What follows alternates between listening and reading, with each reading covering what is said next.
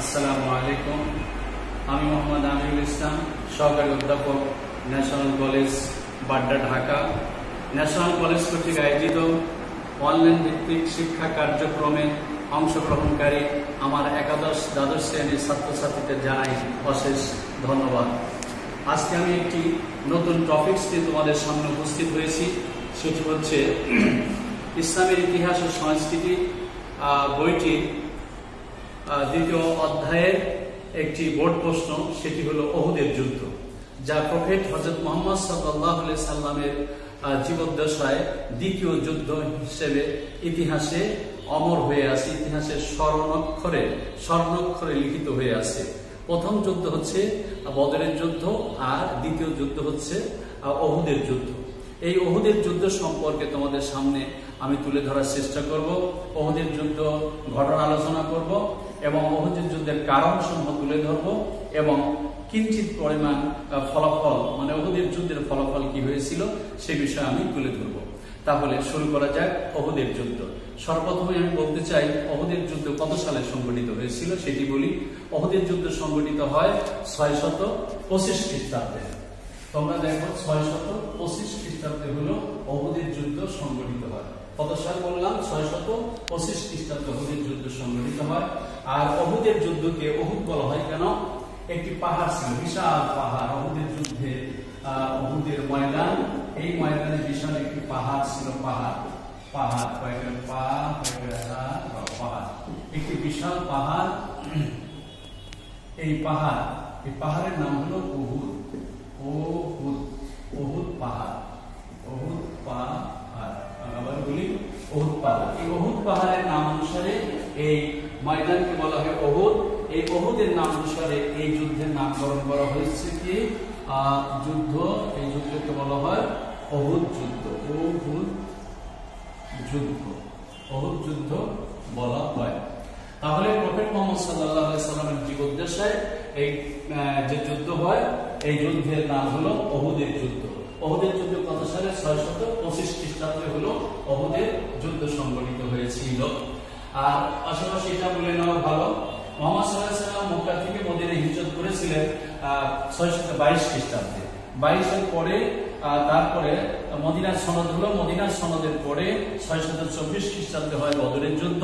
বদরের যুদ্ধের পরে বদরের যুদ্ধে মুসলমানদের বিজয় হয়, আর ওহুদের যুদ্ধে গিয়ে মুসলমানদের কিন্তু পরাজয় হয় এবং মক্কার কুরাইশরা জিতে যায়, তাদের বিজয় হয়েছিল। এখন আসি ওহুদের যুদ্ধের মুসলমানদের সৈন্য সংখ্যা কত ছিল? মুসলমানদের সৈন্য সংখ্যা ছিল 1000।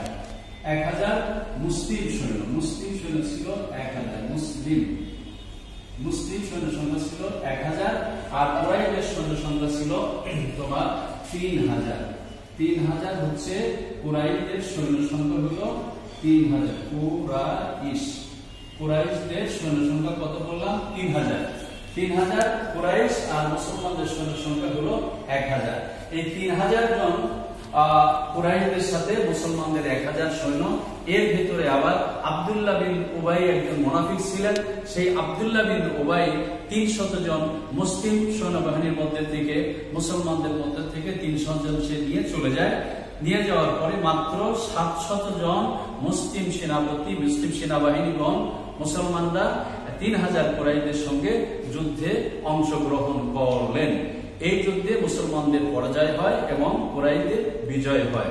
এখন আসি ওহুদ কোন জায়গা? ওহুদ হচ্ছে মদিনা থেকে পশ্চিমে 5 মাইল পশ্চিম দিকে হলো 5 মাইল পশ্চিম দিকে হচ্ছে ওহুদের যুদ্ধ, ওহুদ স্থান। এটা হলো ওহুদের জায়গা। এই 5 মাইল পশ্চিমে এই জায়গায় যুদ্ধ সংঘটিত হয়েছিল। মুহাম্মদ সাল্লাল্লাহু আলাইহি সাল্লাম ওহুদের যুদ্ধে যখন শুরু হবে তার আগে ব্রিফিং দিচ্ছিলেন, সাহাবায়ে কেরামদেরকে ব্রিফিং দিচ্ছিলেন যে তোমরা কখনোই খেজুর গাছ নষ্ট করবে না, তারপরে কোনো বিদ্যুৎকে আঘাত করা যাবে না, বাগান নষ্ট করা যাবে না, আঙ্গুরে বাগান নষ্ট করা যাবে না, যুদ্ধের ঘোড়াকে মারা যাবে না, উটকে হত্যা করা যাবে না, এবং শিশুদেরকে আঘাত করা যাবে না, নারীদেরকে আঘাত করা যাবে না, ইত্যাদি ইত্যাদি মুহাম্মদ সাল্লাল্লাহু আলাইহি সাল্লাম এটা পরামর্শ দিলেন সাহাবায়ে কেরামদের। এবং আব্দুল্লাহ ইবনে জুবাইর রাদিয়াল্লাহু তাআলা আনহু একজন সাহাবী, সেই সাহাবীকে বললেন যে তোমার তার আন্ডারে আরো 50 জন সাহাবীকে দিয়ে বললেন যে উহুদের গিরিপথ, উহুদের ময়দানে এই পাহাড়ে পাদদেশে ছিল একটি গিরিপথ, এই গিরিপথ ছিল গিরিপথ ছিল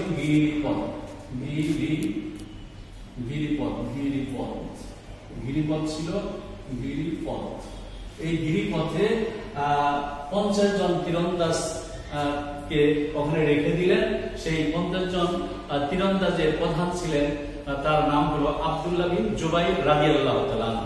এই সাহাবীকে চিফ করে 50 জন সাহাবীকে ওখানে রাখলেন এবং মুহাম্মদ সাল্লাল্লাহু আলাইহি ওয়াসাল্লাম বললেন যে তোমরা যদি দেখো যুদ্ধ বিজয় হয়েছে অথবা পতন হয়েছে, তোমরা কখনোই এই স্থান থেকে চলে যেও না, কারণ এইটা হলো এই উহুদের পাদদেশ দিয়ে আরেকটি ময়দানে ঢোকার আরেকটি রাস্তা, অর্থাৎ ব্যাটল ফিল্ডে ঢোকার ব্যাক একটা প্লেস, ব্যাক টু ডোর, এইটা ঢোকার একটা রাস্তা, এখান থেকে তোমরা যাবে না।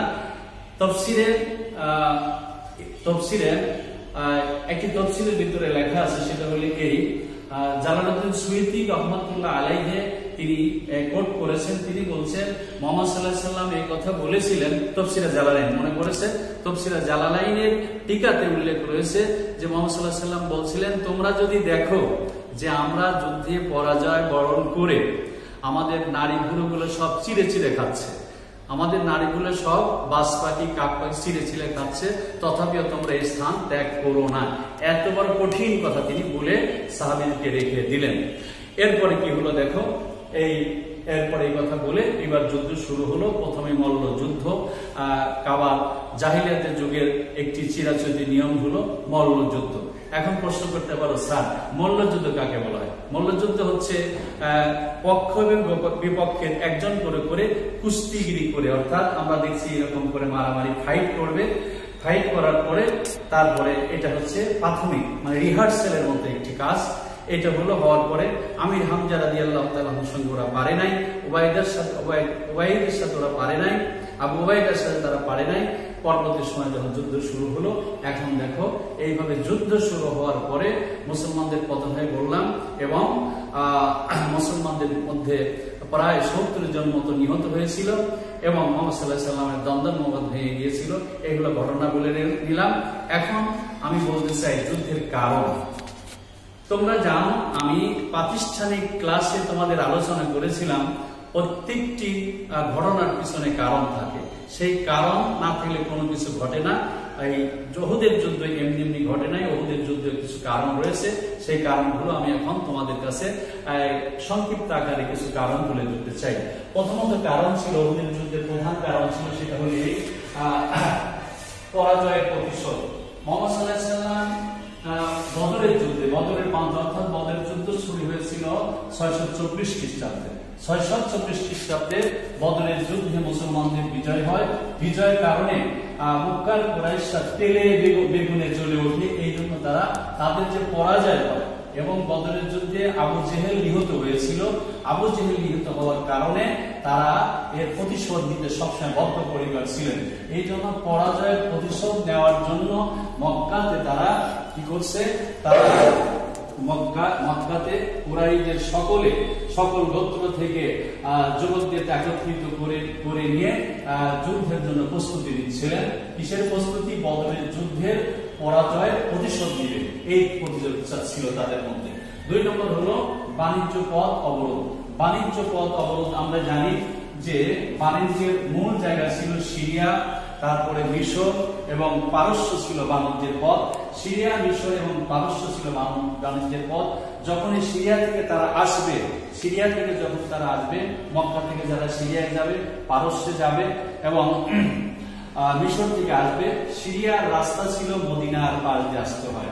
তারা মনে করছে প্রফেট মুহাম্মদ সাল্লাল্লাহু আলাইহি সাল্লাম যদি মদিনায় থাকেন, মদিনায় থাকার পরে ওখান থেকে আমাদের হামলা করতে পারেন।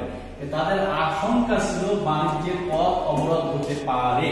এই কারণে তারা কি করছে, এই আশঙ্কায় তারা যুদ্ধের প্রস্তুতি নেয় এবং মদিনাকে আক্রমণ করবে, প্রফেটকে ধ্বংস করবে, মুসলমানদের আক্রমণ করে এবং মদিনা রাষ্ট্রকেও তারা ধ্বংস করে দিবে। এই ছিল তাদের প্রতিকার। 3 নম্বর কারণ আমরা পাই, সেটা হলো আবু সুফিয়ানের শপথ। আবু সুফিয়ান তখনও মুসলমান হয় নাই। আবু সুফিয়ান শপথ গ্রহণ করেছিল যতক্ষণ পর্যন্ত আমি আবু জেহেলের প্রতিশোধ, আবু জেহেল যেহেতু বদরের যুদ্ধে নিহত হয়েছে, আবু জেহেল প্রতিশোধ যদি গ্রহণ না করি, আমি আবু সুফিয়ান আবু জেহেলের প্রতিশোধ গ্রহণ না করা পর্যন্ত তেল এবং নারী স্পর্শ করব না। এটা হলো মক্কার মানুষের শপথের এটা বাক্য ছিল, কোনো কিছু থেকে বঞ্চিত হওয়া, বঞ্চিত হয়ে নিজের মধ্যে শক্তির স্পিড বাড়াই দিতে, এটা করবো না, ততক্ষণ পর্যন্ত করবো না, এই কাজ না হওয়া পর্যন্ত। তো আবু সুফিয়ানও সেটাই চিন্তা করেছিল যে এই কথা বলার পর যেহেতু আবু সুফিয়ান একটি লিডার ছিলেন, মক্কার বড় লিডার, এই ঘোষণা তিনি দিলেন, দেওয়ার পরে শক্তি অর্জন করলেন। পাশাপাশি কবিদের কুমন্ত্রণা, কবিরা সে সময় আমরা দেখেছি অনেক বড় বড় কবি ছিল, আইয়ামে জাহিলিয়ার যুগে ইমরুল কায়েসের মতো কবি ছিল, কবি আন্ত্রা ছিল, লাবিদ ছিল, এরকম বড় বড় কবি ছিল। তবে এই সময় যে কবির কথা বলছি, কবিরা তাদের লিখনির বাক্য দ্বারা মদিনার প্রতিরোধ করবে, মদিনার প্রতিশোধ গ্রহণ করবে এবং মক্কার যুবকদেরকে শক্তিশালী করবে এবং বিভিন্ন মহলে মহলে কবিতার দ্বারা, লেখনির দ্বারা, নৃত্যের দ্বারা তারা জাগ্রত করেছিল কিসের প্রতিশোধ? বদরের যুদ্ধের প্রতিশোধ নিবে। এইভাবে কবিরা তারা নৃত্য করেছিল এবং কবিতা লিখছিল। এরপরে আসি উমাইয়া ও হাসিমি দ্বন্দ্ব। তোমরা জেনে থাকবে যে মুহাম্মদ সাল্লাল্লাহু আলাইহি ওয়াসাল্লাম হলো হাসিমি বংশের লোক, আর আবু সুফিয়ান এ হচ্ছে উমাইয়া বংশের লোক।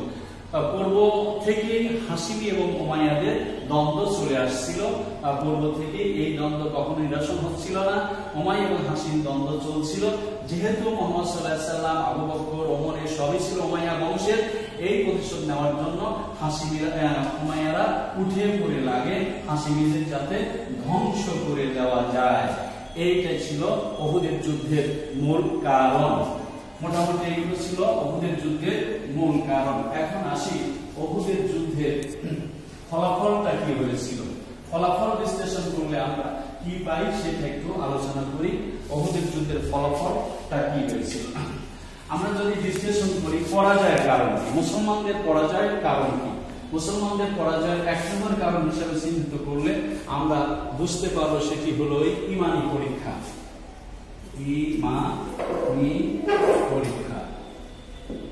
ঈমানী পরীক্ষা এটা হতে পারে মুহাম্মদ সাল্লাল্লাহু আলাইহি সাল্লামের ঈমানী পরীক্ষা। মুসলমানদের ঈমানী পরীক্ষা করার জন্য আল্লাহ তাআলা হয়তো ওইভাবে বদরের যুদ্ধে যেহেতু আল্লাহ ফেরেশতা নাজিল করে দিয়েছিলেন, উহুদের যুদ্ধে আল্লাহ ফেরেশতা নাজিল করে দেননি, তাদেরকে ঈমানী পরীক্ষায় ফেলে দিয়ে ঈমানটাকে মজবুত করা হয়েছে, এটা একটা কারণ হতে পারে। দুই নম্বর কারণ হচ্ছে নেতার আদেশকে অমান্য করা, নেতার আদেশ অমান্য করা। দুই নম্বর হচ্ছে নেতার আদেশ অমান্য। সেটি কেমন? ওই যে বলতেছিলাম যে উহুদের গিরিপথে আব্দুল্লাহ ইবনে জুবাইরকে পাঠিয়ে দেওয়া হয়েছিল। যুদ্ধে যখন বিজয় হচ্ছিল মুসলমানদের, প্রথম অবস্থায় উহুদের যুদ্ধের প্রথম প্রাথমিক পর্যায়ে যুদ্ধে বিজয় হচ্ছিল, এই সময় গিরিপথের যে মুসলমান ছিল 50 জন, এই 50 জনের 55 জন ছিল, 50 জন ভিতরে চলে গেছে, মাত্র 5 জন আব্দুল্লাহ বিন জুবাইর ছিলেন। এই খালিদ বিন ওয়ালিদ পিছন থেকে এসে আবার এই দিককে ধ্বংস করে দিয়ে উহুদের ময়দানে ঢোকার পরে ছত্রভঙ্গ মুসলমানদের করে দেয় এবং মুহাম্মদ সাল্লাল্লাহু আলাইহি ওয়াসাল্লাম মাথার উপরে আঘাত করে। আঘাতের কারণে প্রফেট মুহাম্মদ সাল্লাল্লাহু আলাইহি ওয়াসাল্লামের মাথার হিলমেট ভেঙে যায়, দন্দন মোবারক শহীদ হয়ে যায় এবং একজন সাহাবী ছিলেন, সেই সাহাবী মাসআদ রাদিয়াল্লাহু তাআলা আনহু, এবং কিমিয়ায় এই মাসআদ রাদিয়াল্লাহু তাআলা হাতে ছিল ধ্বজা, ইসলামের পতাকা। সেই মাসআদকে আহত করে সে নিহত হয়, শাহাদাত বরণ করে, পতাকা পড়ে যায় এবং উহুদের ময়দানে তখন শোরগোল হয়, প্রচার হয়, কুতিলান নবী, ইসলামের নবী কোতল হয়ে গেছে। এই খবর যখন পৌঁছে যায়, মুসলমানরা ছত্রভঙ্গ হয়ে যায়। হয়ে যাওয়ার পরে তারা আর প্রতিরোধ করতে পারে না। তাহলে নেতার আদেশকে অমান্য করা। 3 নম্বর কারণ হিসেবে আমরা পাই, সেটি হলো এই 3 নম্বর কারণ যদি আমরা বলি সেটা কি হতে পারে, সেটা হলো খালিদ বিন ওয়ালিদের বিরুদ্ধে। খালিদ বিন ওয়ালিদ নামটা মনে রাখতে হবে, নাম কি বললাম? খালিদ বিন ওয়ালিদ। এই খালিদ বিন ওয়ালিদ ছিলেন একজন কুরাইশদের বিখ্যাত বীর। এই খালিদ বিন ওয়ালিদ যে যুদ্ধে যেত, সেই যুদ্ধেই সে বিজয় ছিনিয়ে নিয়ে আসতো। এই খালিদ বিন ওয়ালিদের বীরত্বের কারণে, বিশ্লেষণে বলা হয় বীরত্বের কারণে, খালিদ বিন ওয়ালিদের অংশগ্রহণের কারণে উহুদের যুদ্ধে মুসলমানদের কি হয়, পতন হয়েছিল। এটা বলা যেতে পারে খালিদ বিন ওয়ালিদের কারণে, এটা বীরত্বের কারণে এটা হয়েছিল, এটা হতে পারে। এরপরে হলো প্রতিকূল অবস্থা, প্রতিকূল পরিবেশ, প্রতিকূল পরিবেশ, প্রতিকূল পরিবেশ। প্রতিকূল পরিবেশ কেন? সেই সময় বলাই বাহুল্য যে সেই সময় যুদ্ধ চলাকালীন প্রচন্ড আকারে ঝড় এবং বৃষ্টি, শিলাবৃষ্টি হচ্ছিল। এই কারণে অন্ধকার নেমে আসছিল। অন্ধকার নেমে আসার কারণে আর মুসলমানরা তখন চোখে দেখে নাই, এবং ঘূর্ণিঝড় আসার কারণে, বালু ঝড় এবং লৌহ হাওয়ার কারণে মুসলমানরা যে ছত্রভঙ্গ হয়ে যায়, এটা একটা কারণ হতে পারে। আর 5 নম্বরে আমরা দেখি আব্দুল্লাহ বিন উবাইর ষড়যন্ত্র। আব্দুল্লাহ বিন উবাই সে কি করলো, যেহেতু উহুদের যুদ্ধে আমরা জানি 1000 মুসলমান অংশগ্রহণ করেছিলেন, 1000 থেকে 300 জন যুদ্ধ শুরু হওয়ার আগে আব্দুল্লাহ বিন উবাই সে ভেঙে নিয়ে চলে গেল। মাত্র 700 জন মুসলমান ছিল যুদ্ধ করার জন্য। তাদের প্রাথমিক অবস্থায় তাদের মন ভেঙে যায়। এই মন ভেঙে যাওয়ার কারণে হয়তোবা উহুদের যুদ্ধের পতন হতে পারে, এটাও একটা কারণ হতে পারে। এরপরে হলো আরেকটা কারণ, সেটা হলো এই যে নারীদের উৎসাহ প্রদান, নারীদের উৎসাহ প্রদান, নারীদের উৎসাহ প্রদান,